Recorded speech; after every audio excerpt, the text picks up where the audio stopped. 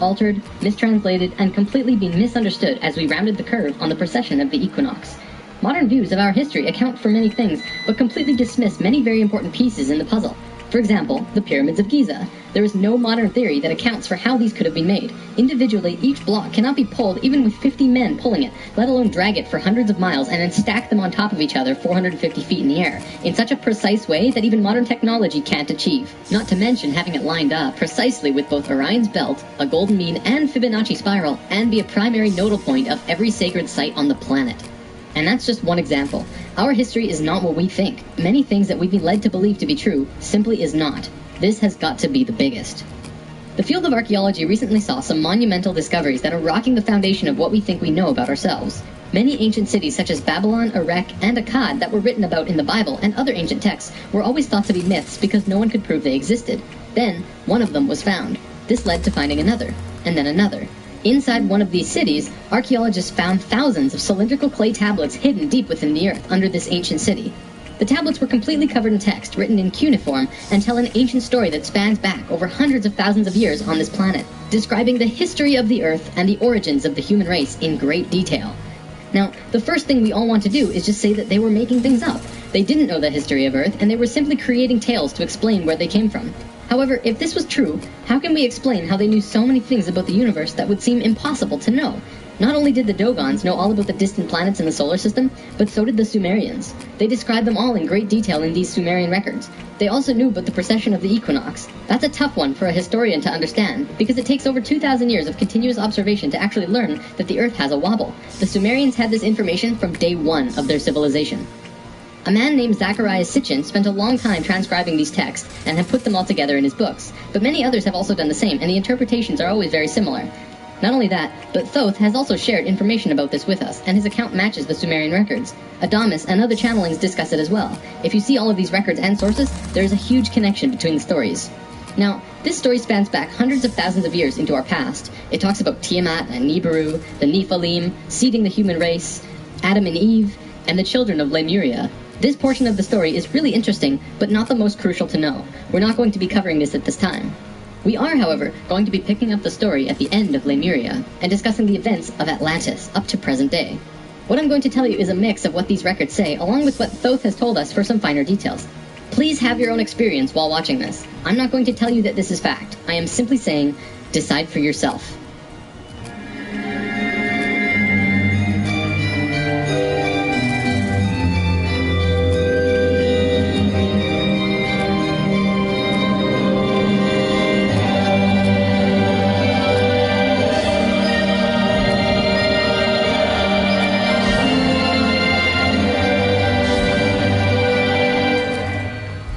There was a time, long ago, when humans existed at a very high level of consciousness. We were interdimensional, and were very psychic. We communicated through thought and emotion, much like how animals do rather than speaking or writing, which would seem very primitive. We lived primarily on a large string of islands called Lemuria, but there was a consciousness shift. We moved up in consciousness, and the islands of Lemuria sank beneath the oceans. At the time of this shift, a new continent rose out of the waters. We called it Atlantis. Back in the early 1900s, the spiritual path of the United States was similar to what's happening today. People began to learn about meditation and study ancient lands like Atlantis and Lemuria. We actually found quite a bit of evidence that Lemuria existed, and it had to do with coral. See, the ocean floor does rise and fall. Coral can exist up to 150 feet under the surface of the water. In 1910, the surface of the ocean was probably higher because they were able to see coral rings heading away from Easter Islands for a great distance. These rings were estimated to be found at 1,800 feet, which means that for them to have existed, they would have had to be much higher and sunk slowly. Probably more important, they also found the exact same fauna and flora from the Hawaiian Islands all the way to the Easter Islands. This is a great distance, but if you look at a map, you'll see a long string. That string, according to Thoth, used to run along the western shores of Lemuria. It is only on these islands that have the same flora and fauna. Same trees, bugs, bacteria, everything. Science can only explain this if there were closer land bridges between these islands at one point. Although we were studying this at that time, World War I began soon after, and we lost interest in spirituality and the ancient lands for a very long time. After the sinking of Lemuria and the rising of Atlantis, at first the human race became scattered. We moved to various islands and continents all over the world because we didn't have a home. Yet. We didn't know where to go. At that time, there were about 1,000 humans at a very high consciousness, more than all of the rest. They were called the Nakals. Today, we know them as Ascended Masters. The Nakals began preparing Atlantis to be our new home. They projected their energies across the surface of the continent in the form of the Tree of Life, not with 10 circles, but with 12, an extra on top on the island of Udal, and an extra on the bottom in the water. There were 10 components on the mainland, and even though it extended over hundreds of miles on the surface, it was projected to the accuracy of a single atom. We chose to move to Atlantis because of the Kundalini. In humans, the Kundalini is often referred to as the energy serpent that runs up and down your spine. When activated, it provides an immense amount of energy through all of the chakras. The Earth itself also has a Kundalini because the Earth is alive, like an organism, running from the center of the planet to a specific place on the surface. Wherever the Kundalini resides, the people there become the spiritual leaders of the world. The Earth chose Atlantis to be the new energetic center of the planet. After Atlantis, the Kundalini moved to the mountains of Tibet, which is why the Buddhists were the leaders in pure spirituality for the last 13,000 years. It was a very pure place. It moved again within the last 10 years, but that's a story for another time. If you want to read more, check out the book The Serpent of Light by Drunvalo Melchizedek. Suddenly, in a single day, the Nicals breathed life into the Tree of Life on the surface of Atlantis. This created vortexes of energy rotating out of each and every circle. Once the vortexes were established, the children of Lemuria began to be called forth. Millions upon millions of Lemurians who had settled all across the planet began to be pulled toward Atlantis. A great migration began. However, the Lemurian body of consciousness had only reached the age of 12 as a planetary consciousness. Because we were right-brained, we were a female species, like a 12-year-old girl, and some of our centers weren't working yet. They had worked with these energies, but only mastered 8 of the 10. Each migrating Lemurian was attracted to one of these 8 centers on Atlantis, depending on the nature of the individual. There, they settled and began to build cities. That left 2 vortexes with nobody using them, not a single person. These 2 vortexes were pulling life toward them, and in life, you can't have an empty place. Life will find a way to fill it. Similar to if you were driving along a freeway, following another car, and you drop too far behind, someone will fill the place. That's exactly what happened on Atlantis. Though the Lemurians had only filled 8 of the vortex areas, Mayan records state clearly that there were 10 cities in Atlantis when it fell. You can see these records in the Troano document, which is now located in the British Museum. This document is estimated to be 3,500 years old, and it describes in detail the sinking of Atlantis. To fill these 2 empty vortexes, according to Thoth, 2 extraterrestrial races stepped in. Not 1, but 2 completely different races. The first race were the Hebrews, coming from our future. Thoth says that they came from off-planet, but we don't know where exactly. The Hebrews were kind of like a kid who went through 5th grade and didn't make it, so they had to do that grade over again. They learned all the math, the left brain stuff, but they didn't get the right brain aspect of evolving consciousness, the doing. They didn't graduate to the next level of evolution, so they had to do it again. They knew a lot of things that we didn't know yet and brought many concepts and ideas to us that we weren't aware of yet. Now, if this is true, this would explain quite a few things about the Hebrew people in general. They seem to have many sacred geometries hidden within their culture. It also puts perspective on the story of Exodus. Perhaps Moses incarnated into that lifetime to free the Hebrews because they were not direct descendants of humans and were being treated unfairly. Or could it be that Moses was visited by an ascended master of the Hebrews who guided him to free their people? Given what we know about dimensions and consciousness, it definitely puts a fresh perspective on old stories that didn't make much sense. We could talk about this more, but let's continue for now. There were no problems caused by the Hebrews coming to Atlantis. They actually benefited our evolution. The other race that stepped in caused big problems. These beings came from the nearby planet of Mars. See, according to Thoth, Mars looked very much like Earth a little less than 1 million years ago. It was beautiful. It had oceans and water and trees that were just fantastic. But something happened to them, and it has to do with something called the Lucifer experiment. From the very beginning of creation, everything is simply an experiment. Creation itself was just consciousness creating and inhabiting itself in that creation. There is no divine plan. Spirit can do whatever it wants. Having said that, if Spirit decides to cut itself off from the rest of consciousness and create a separate reality on its own, it can do that too. This is called the Lucifer experiment.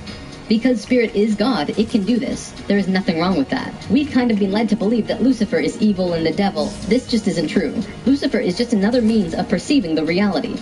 It is not a unity perception of oneness, but rather a duality perception of two-ness. There is a flower of life pattern for Lucifer as well, but that's a big topic for another time. Anytime the Lucifer experiment has been attempted in the universe, it always ends in failure. The species will cut itself off from love and will become incredibly male, left-brained. What always ends up happening is that everyone becomes very greedy. There is no compassion for one another, and everyone ends up fighting until they end up killing themselves. More than 1 million years ago, the beings on Mars joined the Lucifer experiment, and it failed dramatically. Basically, they cut themselves off from the unity of the universe and created a separate reality. When the Martians severed the love bond, they became pure male, logical beings with no emotions. What happened on Mars was that they ended up fighting. Mars became a battleground. Eventually, it became clear that Mars was not going to survive. They blew their atmosphere away and destroyed the surface of the planet. Nova recently did an episode on planetary magnetics, and they found some interesting things about Mars. The planet didn't have a magnetic system, however the surface was magnetized, implying that at one point it did, but that something happened. Now, we've been discussing the star tetrahedron before, and now I want to give you a brief understanding of the Merkaba. The Merkaba was known in ancient times as the Chariot of Ascension. It is the star tetrahedral energy field around the body. All around the world there are references to this in ancient texts. When activated to its full potential, the Merkaba, which is both a tool and part of your being, can be used to do the impossible, included but not limited to changing dimensions and traveling through the universe. Before Mars was destroyed, they built huge tetrahedral pyramids. They built 3, 4, and 5-sided pyramids, eventually building a complex that was able to build a synthetic Merkaba. After a million years or so, it's been eroded, but the proof is there. Now, because the Martians were severed from the Unity consciousness, they couldn't create a living Merkaba. They simply used it as a tool. They created a synthetic Merkaba to travel in time and find a new home. A small group of Martians tried to get away from Mars before it was destroyed, and that place they found was Earth. About 65,000 years in our past. They saw this little vortex sitting there, just pulling in life, with no one in it. They didn't ask permission. Being part of the Lucifer experiment, they just said, alright, let's do it. And they stepped onto that vortex, and in doing so, they joined and changed our evolutionary path. Thoth's father, Thome, was one of the Nacals who set up Atlantis on the island of Udal. That island, the top of the Tree of Life, was the brain of Atlantis, and on it was a small city called Poseidon. This city is what Plato was discussing when he said that Poseidon bore 10 children, the 10 circles on the Tree of Life. Poseidon was made of 3 rings painted in black, red, and white stones, and it was the symbol for Atlantis. The inner circle represented the Nacals. The middle circle were the priesthood, called the Maya, and the outer circle represented the regular people of Atlantis. We'll come back to this down the road. There were only a few thousand Martians who came to Earth through the synthetic Merkaba. The first thing they did when they arrived in Atlantis was try to take over the continent. They tried to declare war and invade. However, they were vulnerable due to their small numbers, compared to the millions of Atlanteans, and we finally subdued them. We were able to stop them from conquering us, but we could not send them back. When this happened on our evolutionary path, we now had the planetary consciousness of a 14-year-old girl. The Martians were an incredibly male species, and also very old, so what you had was a 14-year-old girl being taken over by a 60 or 70-year-old man. We had no choice in the matter. The Martians just stepped in and said, like it or not, we're here. They didn't care what we thought or felt about it. Really, it was no different from what the settlers of North America did to the Native Americans. Once the initial conflict was over, it was agreed that the Martians would try and understand this female thing they lacked. This emotional feeling, which they had none of at all.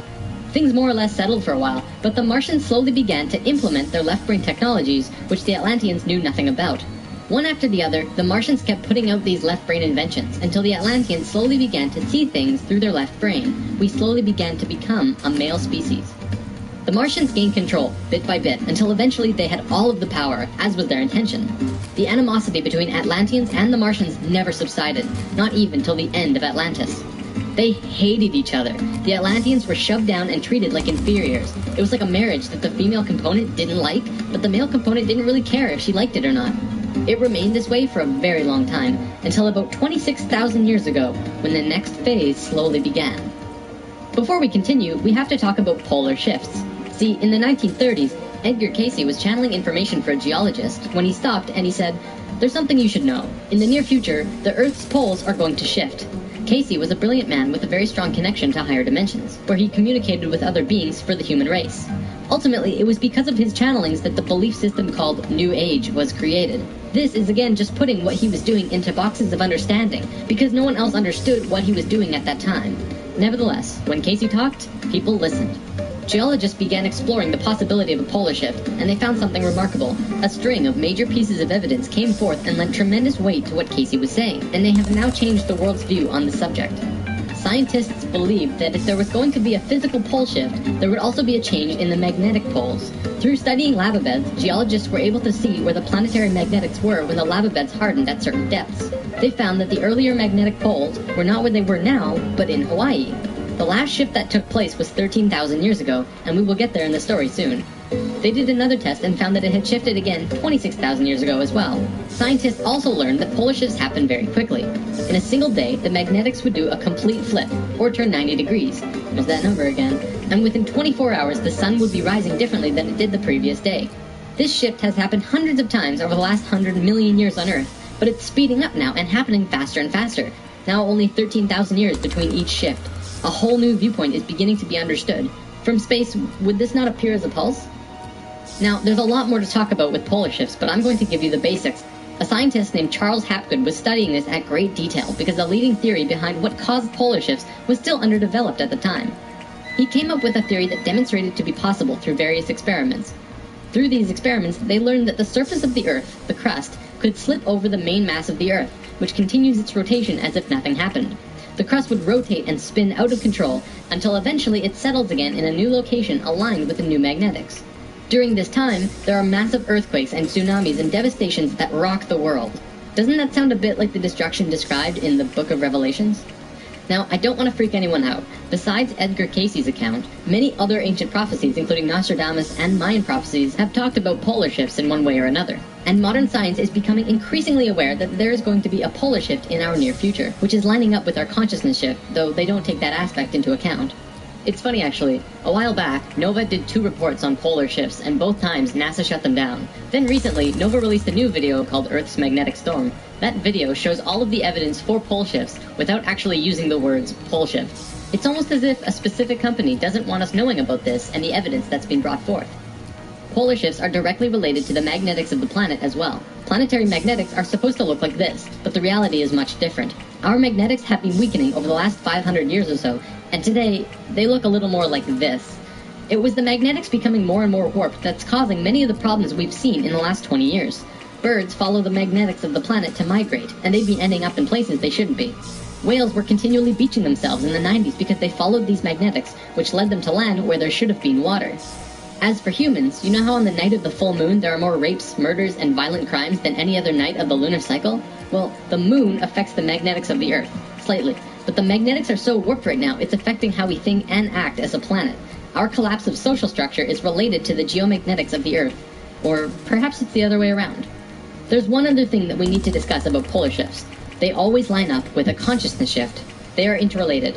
Soph lived on Atlantis for a very long time, and he told us that he saw the Earth shift 5 times, watching the sun rise in the east, and then the west, then the east, then the west. This is how to explain why during a consciousness shift at the end of Lemuria, it sank beneath the oceans and Atlantis rose. If the crust was spinning randomly around the planet, many geological events such as continents rising and falling would take place. Now that we have an understanding of polar shifts, we can continue with this drama on Atlantis. 26,000 years ago, we were exactly where we were today on the precession of the equinox. We had gone through our falling asleep phase, and we were about to begin waking up. It was at this point that there was a small consciousness shift. We actually went down in consciousness, not up. A piece of Atlantis about the size of Rhode Island sank into the ocean. This caused a tremendous amount of fear within the Atlanteans, because they thought they were going to lose the whole continent, like what happened with Lemuria. Because of the consciousness shift, one of the bigger things they lost was their connection to the future. They couldn't foresee big events such as the potential sinking of their home. After about 200 years, this fear began to subside. Now, in both the Bible and the Sumerian records, the accounts of Adam, Eve, and all of their children were recorded to have exceptionally long lifespans, like 900 years or so. So 200 years for us back then is like 20 years for us today. We'll explain how we got there soon. Things kind of settled for a while, and then between 13,000 and 16,000 years ago, a comet approached the Earth. Because we were living at a high consciousness across all dimensions, the Atlanteans became aware of it before it hit. A great conflict occurred in Atlantis. The Martians, who were in the minority even though they were in control, wanted to blow it out of the sky with their laser technology. However, the Nacals had learned of the comet's true nature, and the Atlanteans protested. They said that the comet was in divine order. They had to allow it to take place naturally. Let it hit the Earth. That's what's supposed to happen. The Martians fought the Atlanteans, but in the end they gave in. The Martians agreed to let it hit the Earth. When the time arrived, it came screaming into the atmosphere, plunging into the Atlantic Ocean just off to the western shores of Atlantis, near where Charleston, South Carolina is now, only that was at the bottom of the ocean at the time. The remnants of the comet are now scattered across 4 states, and science has definitely determined that it hit at least 12,000 years ago, if not more. They're still finding pieces today. Although the main portion struck near Charleston, a few fragments actually hit the main body of Atlantis, crashing into an area right where the Martians were living, killing a huge portion of their population. They were pissed. They said, "It's all over, we're divorcing you, and we're gonna do whatever we want. You can do what you want, but we will never listen to you again." We know this whole bit. We've seen it in divorced families throughout the world. And the children? Well, look at our modern world today. We are the children. You can guess what the Martians did next. Their primary interface with the reality was control, and when their anger rose to meet their desire for control, they decided to take over the Earth. They began to once again create a complex like the one they built on Mars long ago to try and create another synthetic Merkaba. If they had succeeded, they would have gained control over everything on the planet. The only thing was, around 50,000 Earth years had passed since they had built a Merkaba, and they didn't quite remember how to do it. But they thought they did. The Martians built the buildings in Atlantis. They set up the whole experiment, threw the switch, and lost control. The destruction was immense. In this reality, you can hardly make a greater error than to create an out-of-control Merkaba. The experiment began to rip open the dimensional levels. Not the higher ones, but the lower ones. To give an analogy, if you took a knife and slit open your stomach, the stomach acids would seep into other parts of the body that it's not supposed to be in. That's like ripping open the dimensions. The Martians almost destroyed the Earth. The environmental disaster we are experiencing today is nothing in comparison, though today's disasters are a direct result of these events. Because of this tear in the dimensional levels, a huge number of lower dimensional spirits and beings were thrown out of their comfort zone and into these higher levels. They were forced into a world that they did not know or understand. To survive, they needed bodies, and began automatically entering into the bodies of people. For every human body, there were hundreds of lower dimensional spirits inhabiting them. These beings were Earthlings, like us, but very different, not coming from this dimension. It was a catastrophe, probably the biggest the Earth has ever seen.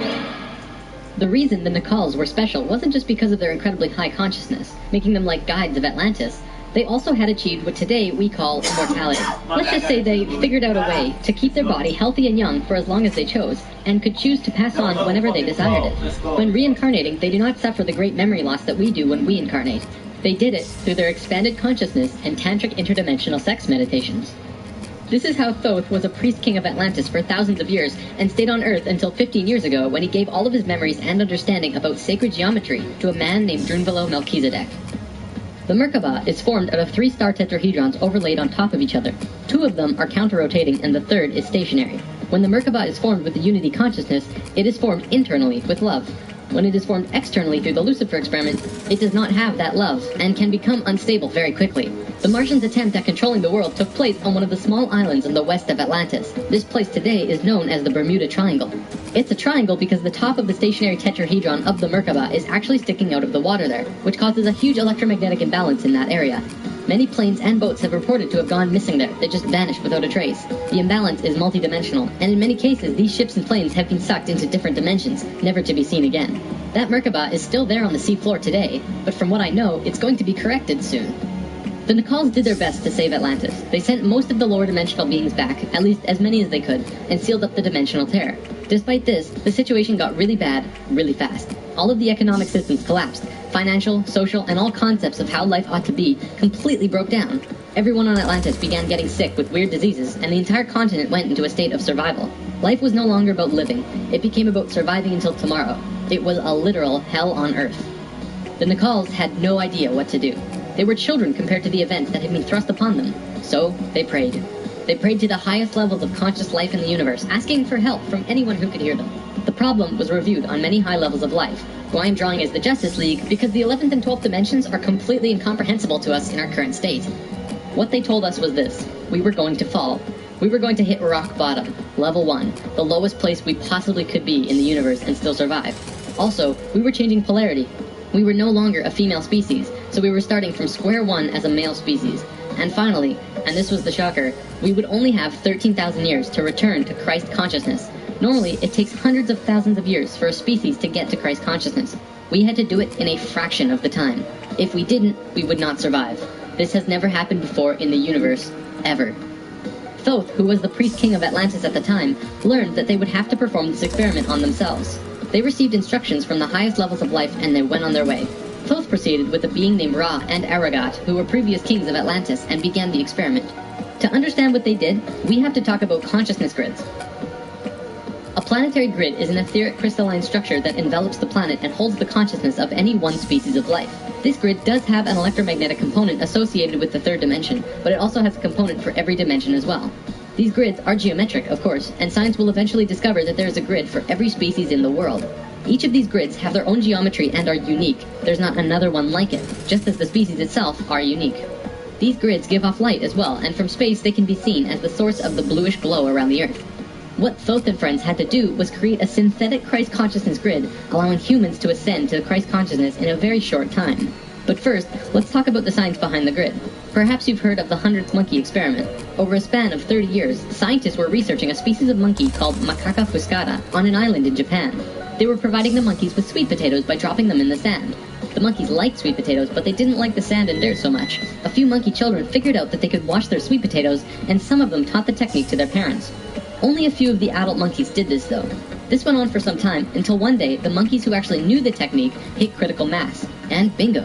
The technique started spreading faster than it did before. Monkeys started learning it really easily, across all of the Japanese islands nearby, as well as on the mainland. They knew that there had to be something that wasn't yet understood about how a species is connected to itself. So, what did we do? We tried it on humans. Our research team made a picture out of human faces. About 100 faces hidden within a single picture, but at first glance, you could only see about 6 or 7. They did several surveys with a few hundred people in Australia and said, alright, find the faces. Most people could only pick out 6, 7, 8, 9 or so, not many more. After that, the research team went to Britain and aired the picture on a closed-cable BBC special that was shown only in England. They showed where all of the faces were, every last one. Half of the research team, which stayed in Australia, did the experiment again, with new subjects. And lo and behold, people were just naturally able to see more faces. After this experiment, they knew that something definitely connects us all, and the field of noetics is learning more about it daily. It's mass consciousness. In Lesson 11, I showed you the 3 levels of consciousness. Each of these levels have their own consciousness grids around the planet, and our second level grid is based on squares and triangles. Many governments of the world, especially the Russian and US governments, were studying our grids back in the 60s and probably earlier. When mapping out the grid on the planet, you find little military bases on many of the nodal points of the grid. There are tons of these bases way out in the middle of nowhere, like on little islands like Guam. This couldn't be a coincidence that these government powers placed their bases right where the little spirals came out of the grid. They were trying to take control of the grid, because if you control consciousness, you control what we think and feel. Of course, there was another organization that had its hand in both of these governments, and still do, and we will discuss them soon enough. This grid is visible through astral projection as well. 13,000 years ago, it began. Thoth, Ra, and Aragat were to create a global complex that was able to build a synthetic Christ consciousness grid over a 13,000-year time period. The first thing they did was fly to a place which is now called the Giza Plateau, but back then it was known as the land of Chem. It was also a rainforest back then as well, not desert like it is today. First, they created a grid around the planet 4th dimensionally, and then began to construct it in the physical 3rd dimension. They went to the male energetic axis of the Earth and constructed a complex which today is called the Solar Cross. These men were 6th-dimensional beings at that time and were living at a very high level of consciousness, so whatever they thought happened instantly. It was that simple. According to Thoth, he built the Great Pyramid, not the Egyptian king Cheops. Thoth says that it was built 200 years prior to the pole shift and built very quickly. These pyramids were aligned precisely with both Fibonacci and golden mean spirals emanating from out of the solar cross. Interestingly enough, Edgar Cayce also channeled that the pyramids were constructed in this time. The pyramids were also found to be built from the top down. The stones on top were placed first, which has baffled researchers ever since. Every time more is learned about the pyramids, we move further into dark on understanding how they were formed. If what Thoth says is true, well, that explains everything. From there, Thoth and friends constructed an entire network of temples and structures along this grid 4th dimensionally, placing them on nodes on the new synthetic Christ consciousness grid they were creating. All of them were made with Fibonacci or golden mean spirals, and all of them were mathematically referred back to the solar cross in Egypt through the Great Pyramid. The creation of all of the sacred sites on the planet were no accident. It was a single consciousness that created them all, from Machu Picchu to Stonehenge to Zaghuan. You name it. There are a few exceptions, but most were created by a single awareness as part of a unity consciousness grid. Although the Great Pyramid was done all at once, many of these ancient structures of the world were made 4th dimensionally and slowly dropped in frequency until they manifested on the 3rd dimension over a long period of time. Richard Hoagland's research brings this forward, but he wasn't the first either. They showed how one sacred site is extrapolated from another to another to another. A hot topic of discussion right now are ley lines. These are simply geometric relations between sacred sites. Archaeologists are now finding these huge connections between major spiritual sites in the globe, and now we know why they're connected. These sites had to be built physically so that the Christ consciousness grid could manifest. In a way, think of the physical sites as the wiring of a giant wireless electrical system, and then it needs about 13,000 years of continuous energy flow for it to actually turn on. And just so that you're not left in suspense, yes, the grid was completed. It came to life and is now active, though not really used. Congratulations, Earth. We actually survived. Not only has Thoth told us this in person, but he's also written it down in the Emerald Tablets. These tablets were left in the Great Pyramid thousands of years ago. There are 12 tablets in total, formed from a substance created through alchemical transmutation. They are imperishable, resistant to all elements and corrosion. Their atomic structure is fixed in place, and no change can ever take place. In that respect, they violate the material laws of ionization. These tablets share a great wisdom, and you can read them at over 100 different levels of consciousness, and you will always understand them differently. If you're interested in this stuff, you should definitely consider reading them. As you can probably tell, Thoth plays a pretty large role in what happened. Most of this information comes from him. Thoth also provided most of this information about the flower of life and its geometric relationship to consciousness with us, and this stuff is tied intimately to the geometry of the universe. Considering the quality and quantity of information that he has shared, it makes you really start considering that this next part can be true. The Great Pyramid has a legendary missing capstone. According to the Emerald Tablets, deep under the Great Pyramid there's a room called the Hall of Records. This room was not built by Thoth and long predates the Atlantean civilization. Within the Hall of Records is the capstone of the pyramid, which is 5.5 inches high, solid gold, and completely holographic image of the Great Pyramid. It has all of the little rooms and everything. However, this leaves us with a 24 square foot piece of the Great Pyramid that's missing. If what Thoth says is true, that missing piece actually belongs to a very special airship that exists on Earth. And the way to the airship is through the Sphinx. The Sphinx, according to Thoth, is not 12,000 years old, but dates back over 5.5 million years on Earth. Deep under the Sphinx, about 1 mile down, is a round room with a flat floor and flat ceiling.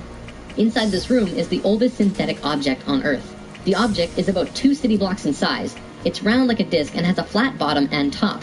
It is also only about 3 atoms thick, except for a pattern on the top and bottom which looks like this. This pattern is 5 atoms thick. Thoth says that it's powered by consciousness, thoughts, and feelings, and connects with your own living Merkaba, which means that it becomes an extension of you and your own energy fields. The ship is also intimately connected with the spirit of the Earth, and is the protector for the whole planet. Thoth built the pyramid the way he did to fit with the ship. When on top of the Great Pyramid, it creates this image from above. The disc ship has a circumference equal to the perimeter of the Great Pyramid. As we discussed in Lesson 11, whenever that ratio appears, life occurs. This ship can only be used by the purest of souls. See, whenever we approach the point in the precession of the equinox where our poles do these shifts, we become very vulnerable. Things often degenerate, and while things become chaotic, there are often other species who wish to take us over. This has always happened, not just with us, but with all evolving consciousness. Every time a takeover seems imminent, a very pure person will find their way to the ship and raise it into the air. The Earth and Sun will connect with that person and give him or her great power. Then, whatever that person thinks and feels will happen.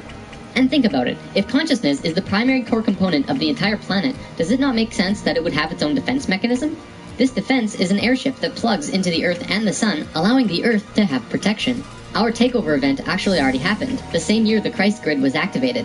The year was 1989, and we were having some troubles with the Greys, a race of ETs who were slowly plotting takeover due to a previous scuffle we were having. A very pure woman in Peru made the ascension process into the Christ consciousness grid and found the ship. She tuned it to the frequency of the 4th dimension where she raised it through the Earth and into the air, and manifested a situation for the Greys to leave. Within a very short time, the Greys began getting sick, and remained sick for as long as they stayed here. They have been forced to leave for now, and we are once again safe. The ship is a warship in that whatever race is trying to take over, the person will just think them away, think up a situation, and force them to leave. Returning to the events on Atlantis, after completing the complex in Egypt, Thoth and pals returned to Atlantis where they waited for about 200 years until that critical point on the precession of the equinox where the poles would shift. They knew that Atlantis would sink, and they would be ready. Previously on Thoth and Pals. Thoth, the poles are shifting. Oh, the pole shift? Whoa, what's wrong with your eyes? Close your eyes! I don't When Thoth first saw signs of the polar shift, they returned to the land of Chem and raised the warship into the sky. They went to Atlantis and picked up the Nakals. The Nakals weren't just passengers though, and each and every being was working in unity to create a very powerful Merkaba around themselves and the ship. They returned to the Great Pyramid and landed the ship on top, forming the phi ratio with the pyramid. And then, it happened. The poles began to shift, and human consciousness began to plummet. Simultaneously, the electromagnetic and magnetic fields of the Earth collapsed, and all life on the planet went into the Great Void, the 3.5 days of absolute blackness described by many ancient cultures in the world. The Emerald Tablets say that whenever we go through a polar shift, we go through a void space as we change our frequencies for about 3.5 days. This is also in the Troano document, depicted by 3.5 stones painted black. This refers to a time when we go through what science calls the electromagnetic null zone. During the pole shift, a phenomenon takes place where everything just seems to disappear for a certain time. Usually it's between 2 to 4 days, and the last time it was 3.5 days. Here's where it gets interesting. What happens to us does not usually happen to a normal species, because most advanced species will have their Merkabas handy at the time of the shift. We didn't, due to our little crisis, and we got sucked into the void space without protection. This resulted in us losing our memories. Science realizes that all of our memories are connected through cells in our brains as well as fields around our heads. What is not entirely understood by science yet, at least not directly, is the connection our memories have with the planet itself. We've discussed this before. The magnetics of the Earth affect how we think and act. The Merkaba is an electromagnetic field that you create around your body that can serve as protection from void as you're consciously going through it. What happened to us when we didn't have that protection? It was a clean wipe. When we existed on Atlantis, we were living at a very high level of consciousness in a higher dimension. We had extremely advanced and sophisticated bodies and minds, and were capable of practically anything, living in a dimension where molecules were spaced so far apart that consciousness could interact with them without physically moving. It's hard to explain because you can literally shape your environment immediately through your consciousness in these higher frequencies. In that sense, we were creators, knowing and understanding oneness, beings of love. But then we fell.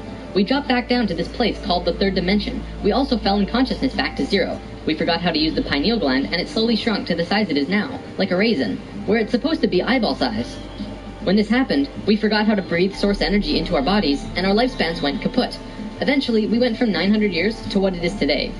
We had not experienced this dense reality that we had before, at least for a very long time.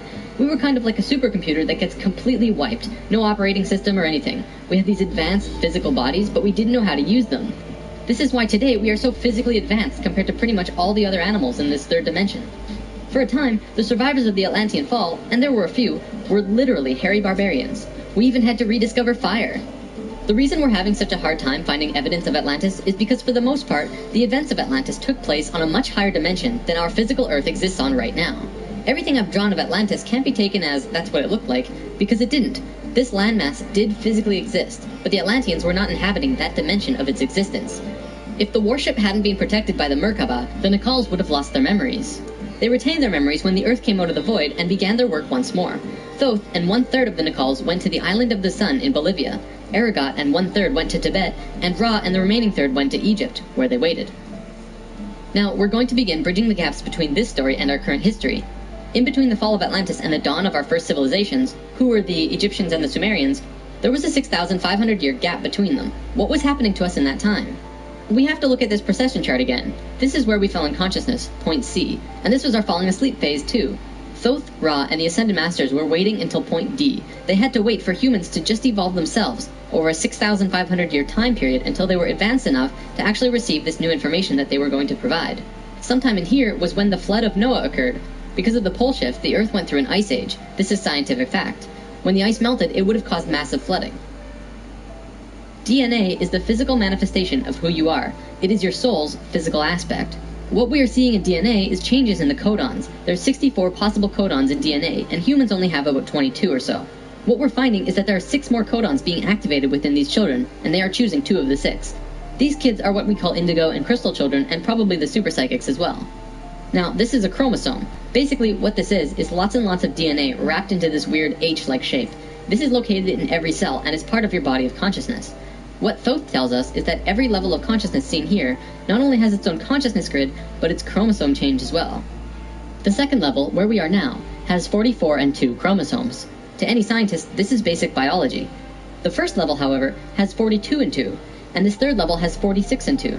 The fourth and fifth have 48 and 2 and 50 and 2, respectively. The primary physically visible difference between these DNA in all life is height. The first level has an average height of 4 to 6 feet tall. The second level, us, has an average height of 5 to 7 feet. Third are about 10 to 16 feet, which we are about to translate to. Fourth is 30 to 35 feet, and the last is 50 to 60.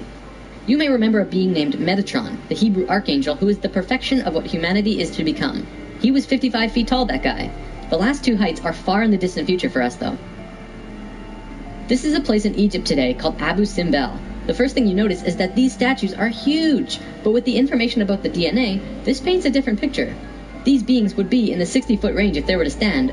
They were at the 5th level of consciousness. These beings on a different wall are 35 feet tall, 4th level of consciousness. Here are some 3rd levels as well. Archaeologists saw this and thought that it meant that the man was just much more important than the woman, when in actuality, the kings of Egypt had 5 different names, one for every level of consciousness. Some of the kings were even able to translate into different dimensions, and that's how they guided the population with the power of the gods. In Egypt, according to today's top archaeologists and researchers, the Egyptians and Sumerians both began their civilizations right around the same time from each other, within a few hundred years or so. Both of these civilizations emerged out of nowhere with perfect writing abilities that were not improved upon since. When they first emerged, they were extremely sophisticated and clear, and slowly degenerated over generations. No archaeologist can explain how this happened or explain how it could have happened. They placed Egypt and Sumer into a special classification called stair-step evolution. What happened was, one day, Egypt got its language, full and complete. Then the knowledge leveled off. And then it got another massive leap a little while later. Then suddenly, they knew everything about water and moat systems just perfect. Then, a little time later, bam, they're masters of hydraulics. How did Egypt and Sumer do this? Well, this is what Thoth said. When we were evolving on our own for 6,500 years, Ra and the Ascended Masters were waiting in an underground city beneath the Great Pyramid. We'll come back to this in a bit. Thoth's son Tat formed a group called the Tat Brotherhood, which is a secret group that still exists today as protectors and keepers of the sacred temples. Today, they're still connected to the Ascended Masters. So about 6,000 years ago, some members of the Tat Brotherhood would wait until they would meet someone who could understand what they were going to teach them. When they found someone, they would just tune their frequencies to the third dimension and walk up and tell them information flat out. They said, hey, if you do this and this happens. The Egyptians would say, wow, look at that. Then they would go underground, wait another little while, and repeat the process. Over a short period of time, the Egyptian and Sumerian evolution shot up in stair steps. As for the Sumerians, they also received a more detailed story by those who were assisting them. They described to the Sumerians in all of the details they remembered. They said, this is the history of the planet, write it down. The Sumerians knew about the precession of the equinox because they were told it by the Nacals from Atlantis. After this stair-step period, we began to fall asleep further. Things got worse once more. It was our falling sleep stage of precession, and although the Nacals had given us a boost, we were consciously dozing off. On that note, it's time for the story about the city under the pyramid. Keep an open mind about this because there is very little proof for what I'm about to say. For over 40 years, Drunvalo Melchizedek has been studying human consciousness through sacred geometry and spiritual teachers and masters all over the world. In 1996, he was contacted by a source in Egypt who said that something incredible had been discovered. A stone stele came out of the ground between the paws of the Sphinx into the daylight. They removed it and dug into the earth beneath the Sphinx. There they found a room with 3 tunnels leading off of it. One of the tunnels, which went to the Great Pyramid, had another tunnel coming off it, and it was shielded by a wall of light. Bullets could not pass through this field, and people could not even get close to it without feeling like they're going to die. The Egyptian government found a particular person who could turn off this field. They also had brought in Paramount Studios to film it, as they had filmed the opening of King Tut's tomb. They had a good relationship with Egypt. The government wanted several $1 million from Paramount, but at the last minute they asked for an extra $1.5 million under the table. Paramount was outraged, and they backed off. Things were silent for about 3 months. Then, Drunvalo heard from a source again, who was involved in all this, who said that 3 men shut off the light field and went inside. They found themselves inside a very large building that went on for miles underground, which was really the edge of a giant underground city, which was really just one giant building. Then, a little while later, an Egyptian archaeologist named Larry Hunter began describing the same thing, but more detailed. He said that the city was 6.5 by 8 miles wide and 12 stories deep, and the city was outlined by specific temples in Egypt. The 3 pyramids are lined up with Orion's belt, but there are also small temples for every other star in the constellation. Those temples map out the city underground and are made out of a special stone not found anywhere else in Egypt called Koinen stone. Incredibly enough, very recently, ancient tunnels were found in Romania that led to both Egypt and the inner earth. Now, I don't have time to go into detail about this particular story, but if you want, check out the book Transylvanian Sunrise by Radu Cinemar. To be clear, this is a theory that has not been accepted by the Egyptian government, but the underground city that Thoth said was there is, according to Mr. Hunter, marked by temples made of a unique substance, and the temples match the star pattern of the constellation of Orion. 4,000 years after the stair-step evolution, we were at our lowest stage of our evolution. We were hitting bottom on the awareness road. Suddenly, out of the darkness, 3 men came to Earth to give us a little nudge.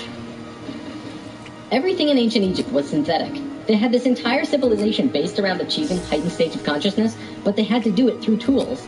Now, we're not going to look at each of these tools individually, but let me give you a brief overview here. This tool was used for transferring vibrations into the body. Along with that were the hook and flail. This little device was a kind of generator to increase vibrations, though there's not too much information available on it. This thing, however, was their most important tool, the Ankh. They saw the Ankh as the secret to eternal life, and they used it not as a physical tool, but as an energetic one. They would use this form and ankh their sexual energy. Now, this could be a huge topic on its own, like how energy travels up and down the body through a vertical tube between 5 energy channels that counter-rotate as they extend through the body. But basically, sexual energy is an incredibly powerful energy. We definitely abuse it today, but what the Egyptians knew was that when you had an orgasm, a very large amount of energy bursts from your root chakra all the way up your spine to the top of your head, and then it gets released. What the Egyptians would do was when the spiral of energy hit their heart chakra, they would onk the energy out of the back of their body and over their head and back into their body, where they would keep the energy and retain a massive energy boost. In other words, if you take a tuning fork and hit it, it will reverberate for a certain amount of time. Then, if you attach an onk on top of it and hit it again, it will reverberate at least 3 times longer. The Egyptians were doing this with their bodies. Moving on, when Atlantis was first born, the Nakal set up something called a mystery school. This is a special type of school where you learn about consciousness, and you learn different aspects of expanding your own consciousness, and eventually getting to a place where you become immortal. It usually took a very long time to achieve this state, and that's why there were only about 1,000 Nakals in comparison to the millions of Lemurians at the start of Atlantis. The first Atlantean to reach the immortal state was a man named Osiris. Ancient Egypt's mythology tells a story about Osiris, a man who was killed and cut up into pieces by his brother in an act of rage, and then the pieces were scattered. This event, perhaps less exaggerated than the myths, actually did happen, and it took place on Atlantis. Osiris's wife and sister retrieved the pieces, and upon returning the final piece, they restored the creative energy flow and brought his spirit back into the body. Through doing this, Osiris became immortal, and he was the first immortal of Atlantis. This story is told throughout ancient Egypt on many temple walls, and I'm going to show you why. Osiris went through the 3 stages of consciousness. The first one was whole, the second was separated from itself, included physically, and the third was whole again. The Nakals used Osiris's understanding of how he became immortal as a template for how others could do it as well, only through consciousness, without needing to be cut up, of course. This eventually became what we would call the religion of Atlantis, but it was more of a deeper understanding that they were following. This template was also used in Egypt, which we will look at now. Through this stair-step evolution, we began to change from the first level of consciousness into the second. Before the fall, we had incredible memories. It wasn't this vague recollection that we have now, but today we might see it as full-tilt 3D holographic memory. After the fall, we still had a photographic memory, and could share these experiences with each other, which is called dream time. It is what the Aborigines of Australia still have today. Through the introduction of writing, however, we began to change from the first level of consciousness into the second. We lost our incredible memories, and became very separate from each other and ourselves. Thoth was the one who introduced writing, and if you look at ancient Egyptian culture, it even says, Thoth brought writing to us, as well as many other things.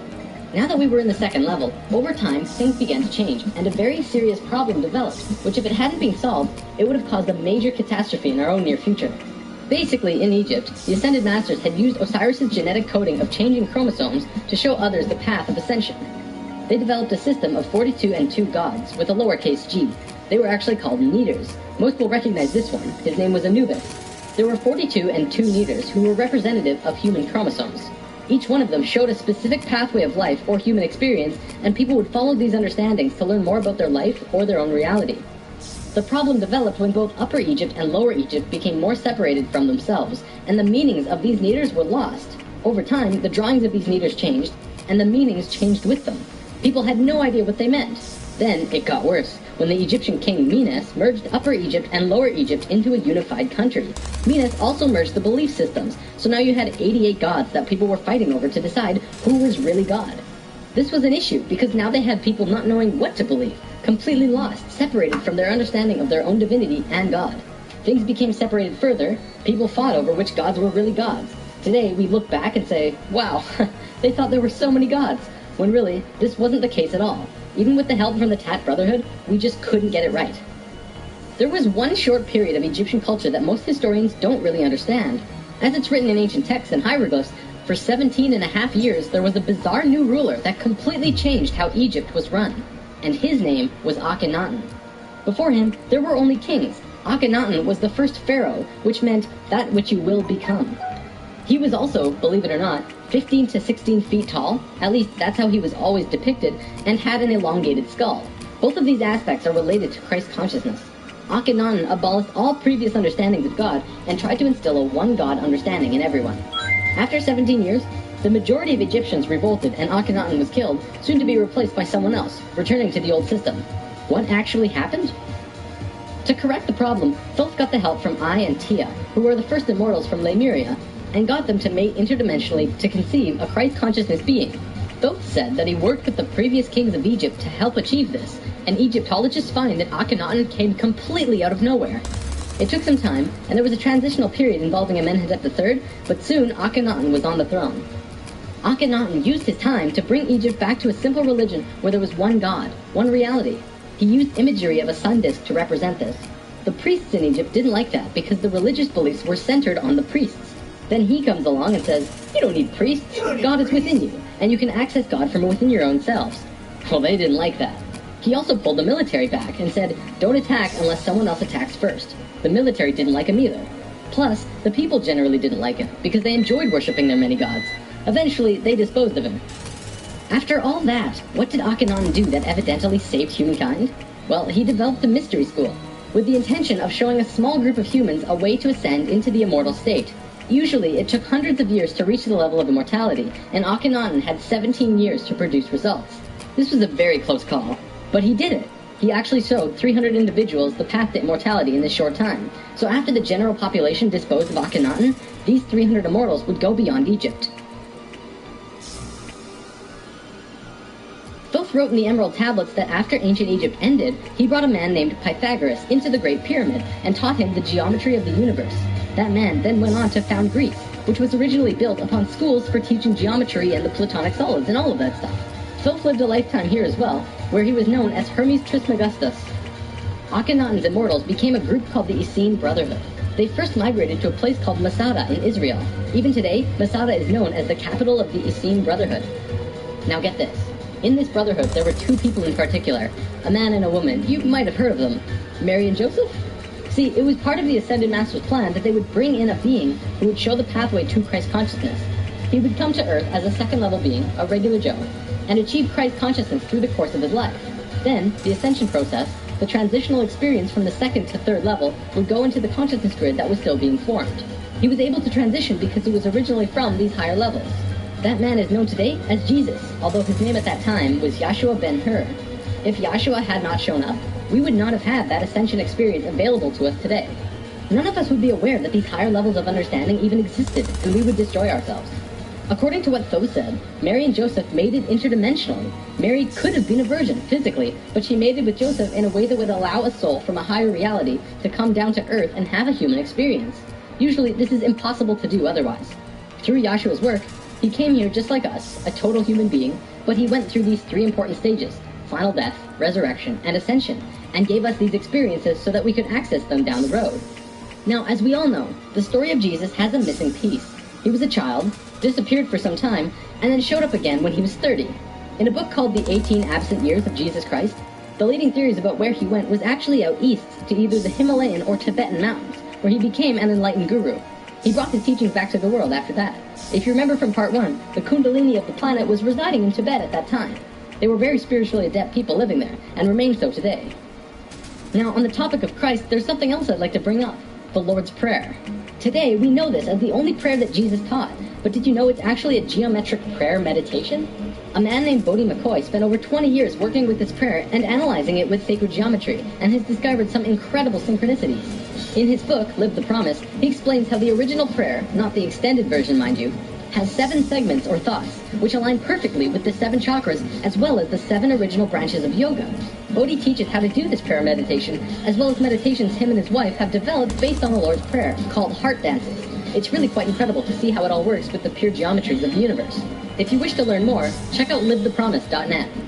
If you study Christian religion and Egyptian religion, you'll actually find that they parallel in almost every way except for the Egyptians' understanding of God. Most evidence shows that Christian religion came out of Egyptian religion, and then later they went back and discredited the Egyptians. Around 300 AD, there was a council called the Council of Nicaea, which was the syndication between the Roman political and religious authorities. Basically, the religious leaders and political leaders realized that they could unite and impose more influence on the people and control society through their unity. It's right around this time that we begin to see the manifestation of the New Testament, which was put together from scriptures and stories, some newer and some much older, which were renewed and superimposed on the life of Yahshua ben Hur, which today we know as Jesus of Nazareth.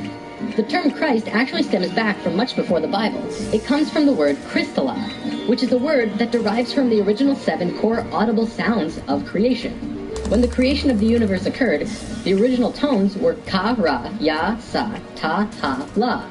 Christla actually was broken down on earth into 2 words: Christ, which soon became Christ, and Hla, which became Allah, which were broken down and changed through oral tradition.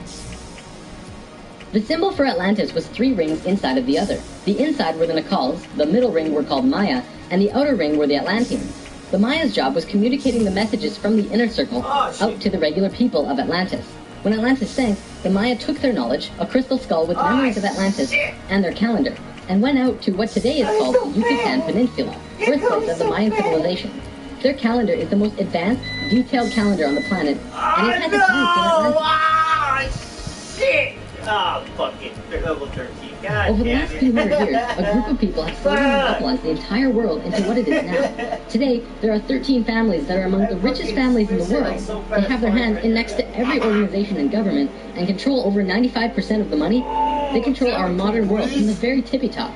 Today, we like to call them the Illuminati, except that's not really who they are.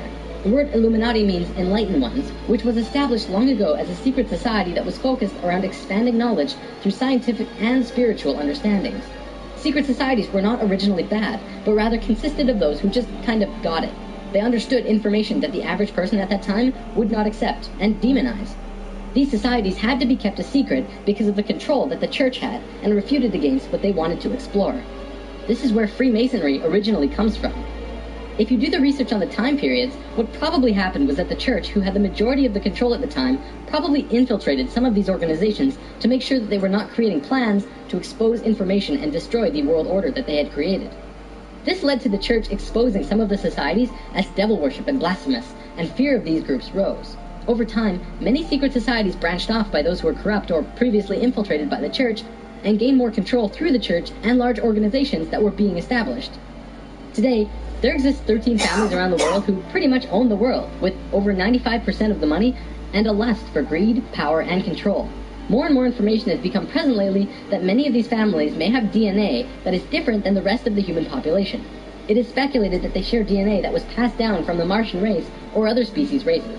They contain no love or emotion and are completely power-driven. This brings us to the end of the human history story for spirit science, but of course, it's not really the end. For one, we've only really scratched the surface of discussing many of these topics. Secret societies, for example, would take another 2 or 3 lessons to really get into. Plus, the human history story won't end because we're still living it, and what happens next is ultimately up to you. This story, while seemingly unbelievable and at times outrageous, does explain a lot. Think about it. We've covered the Bermuda Triangle, the face on Mars, Jesus, what the Egyptians were doing, the rise of Greece, pretty much most modern religions, the reason we popped up out of nowhere 6,500 years ago, the stair-step evolution of those cultures, and the story of Atlantis, which has been elusive to us at the best of times. It also explains the Great Pyramids and their connection to all of the sacred sites on the planet, the Sumerian tablets, the Emerald tablets, Lucifer, and as for the Hebrews, if you read their Talmud, it actually seems to suggest that they're not from here. I'm not going to tell you to believe it, but it definitely puts some perspective on many questions and aspects about the world which we generally just don't have conclusive answers to. Take it with a grain of salt, though. After all, it is just a theory.